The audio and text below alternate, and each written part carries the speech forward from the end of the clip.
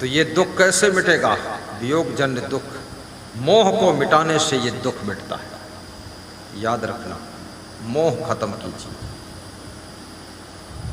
और विवेक जागृत करिए। चौथा दुख एक और दुख है, वो हानि जन्य दुख है। जब आपकी कोई हानि हो जाती है, धन की हानि, सामान की हानि, पशु की हानि, नुकसान जब होता है तो भी मन में दुख होता है। तो जगत की नश्वरता का बोध होना चाहिए कि संसार में सब क्या लेकर हम आए थे, कोई बात नहीं है, हमने ही कमाया था और कमा लेंगे, अपने आप को दुख से बचा सकते हैं। क्योंकि दुखी होने से ज़्यादा नुकसान हो सकता है। अपने आप के अंदर सुधार कीजिए, अपने आप को संभालिए। हर सासू चाहती है बहू ऐसी आ जाए कि सारा अधिकार, सारी जिम्मेदारी उसके कंधों पर डाल दूं और मैं थोड़ा हल्की हो जाऊं। हर माँ बाप चाहते हैं ऐसा कोई बेटा पैदा हो जाए जिसको सब जिम्मेदारी, अधिकार दे दूं और मैं हल्का फुल्का हो जाऊं। हर व्यक्ति चाहता है, गुरु भी चाहता है कोई शिष्य आ जाए जिसको सब अधिकार दे दूं और मैं फ्री हो जाऊं। क्योंकि जिम्मेदारियों के बोझा से सभी लोग थक जाते हैं, मन हल्का होना चाहता है। परंतु जब कोई योग्य मिलता है तो जिम्मेदारी दो न दो, वो अपने आप खिसक कर उसके पास पहुंच जाती है। अपने आप जिम्मेदारी वहां पहुंचती है। और ईमानदारी के बिना जिम्मेदारी सही निभ नहीं सकती है, और जिम्मेदारी के बिना तुम्हारी बुद्धि का विकास हो नहीं सकता है। इसलिए बड़ी बड़ी जिम्मेदारियों को लीजिए, सहनशीलता रखिए, ईमानदारी से काम कीजिए, प्रसन्नता बनाए रखिए और मन को छोटा मत करिए। और आपकी जिम्मेदारियों को बंटाने वाला कोई व्यक्ति और आ जाए तो उसको भी जिम्मेदारी बांटिए, आप फिर कोई और नई बड़ी जिम्मेदारी लीजिए। आप ये मत सोचिए अरे हमारे पास ये जिम्मेदारी थी, अब भाई दूसरे लोगन पास है, अब हम क्या करिए। क्या बात करते हैं, हमने सारी जिम्मेदारी बांट दी है। मैं ही प्रोग्राम लिखता था, शुरू में पधरौनी लिखता था, मैं स्वयं तारीख देता था, मैं सब व्यवस्था बताता था, मैं ही व्यवस्था चेक कर लेता था। अब व्यवस्था चेक करने वाला दूसरा है, प्रोग्राम लिखने वाले 2-3 हैं, पधरौनी देने वाले 2-3 लोग हैं, और हम ही मंच संचालन करते थे, अब संचालन करने वाले 4-5 हैं। हम तो बांटते जाते हैं, तो हमारे पास क्या बचेगा? हमारे पास बचेगा घंटा और शंख। घंटा बजाएंगे संध्या बंदन में, शंख बजाएंगे। अरे तुम क्या करोगे, तुम्हारे पास कुछ रहेगा? हमारे पास में पूरे विश्व की जिम्मेदारी आ जाएगी, विश्व की।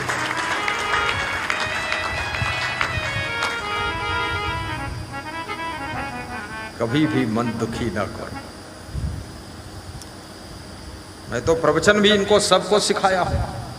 अब जिसमें संस्कार था सीखा है, जिसमें कम संस्कार था कम सीखा है, और जिसमें नहीं संस्कार था तो नहीं सीखा है। वो माइक देखे उधर भागत रहे, तो इनके भागो, हमें क्या करेंगे।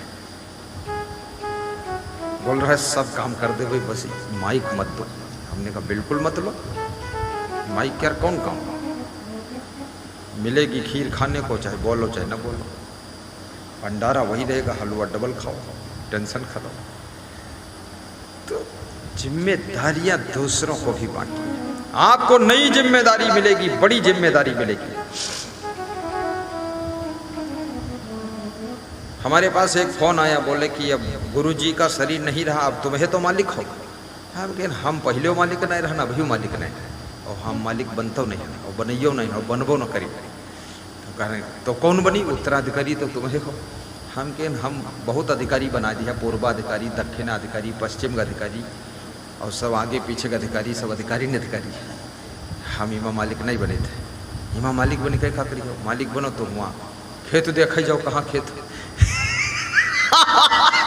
फिर भैंसी गिनो कत्ती है,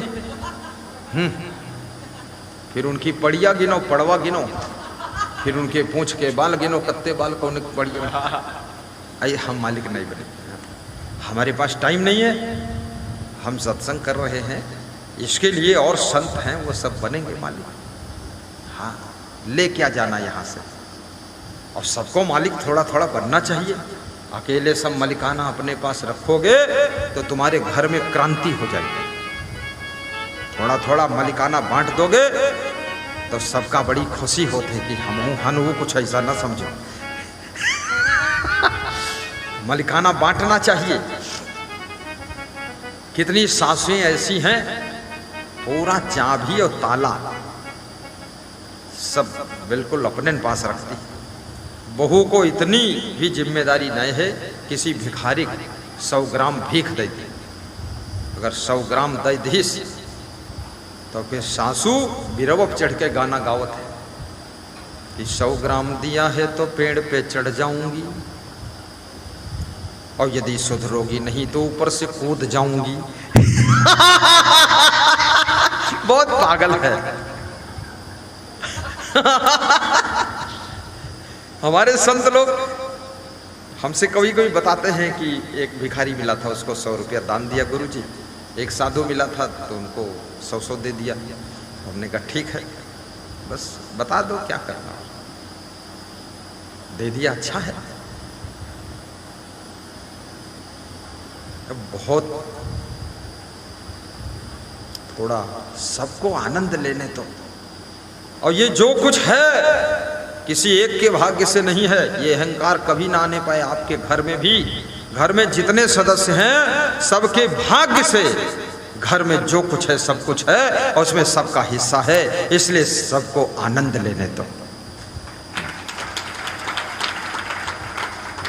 आश्रम में भी सबका है, ऐसा नहीं किसी एक व्यक्ति का है, नहीं, सभी का है। इसमें भक्तों का भी है। ये जो तुम बैठे हो चुपचाप, आपका भी है। और जिसका है इसमें भाग्य जुड़ा वही आएगा, जिसका नहीं जुड़ा वो नहीं आएगा। सबका है।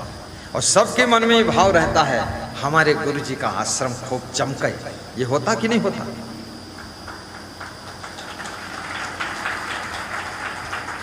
इंग्लिश लेक्चरर महान भक्त श्री संतोष कुमार संगीता देवी सासाराम रोहितास बिहार से आज कह रहे थे, हम बहुत आश्रमों में गए हैं, वहाँ कबाड़ खाना ज़्यादा मिला हमें। कबाड़ खाना, बोले अपने गुरु, हमारे गुरु का आश्रम बिल्कुल स्वर्ग है, स्वर्ग। इससे भगत का गौरव बढ़ता है। और यहाँ कबाड़ खाना बना के रखो, भगत का भी मनोबल टूट जाता है। उसके भी मन में होता अब जो हुआ सो हुआ, अब किसी दूसरे को मतलाओ, नहीं तो अपनी इज्जत चाहिए। अब ये भक्त गौरव के साथ दूसरों को भी लाता है कि चलो देखो हमारे गुरु जी का आश्रम, देखो हमारे गुरु जी का प्रवचन, देखो हमारे गुरु जी का दर्शन, अरे देखो हमारे गुरु जी की वाटिका। उसको गर्व होता है। इसलिए गुरु का आश्रम भी अच्छा होना चाहिए और भक्त का घर भी सुंदर होना चाहिए, सुंदर होना चाहिए।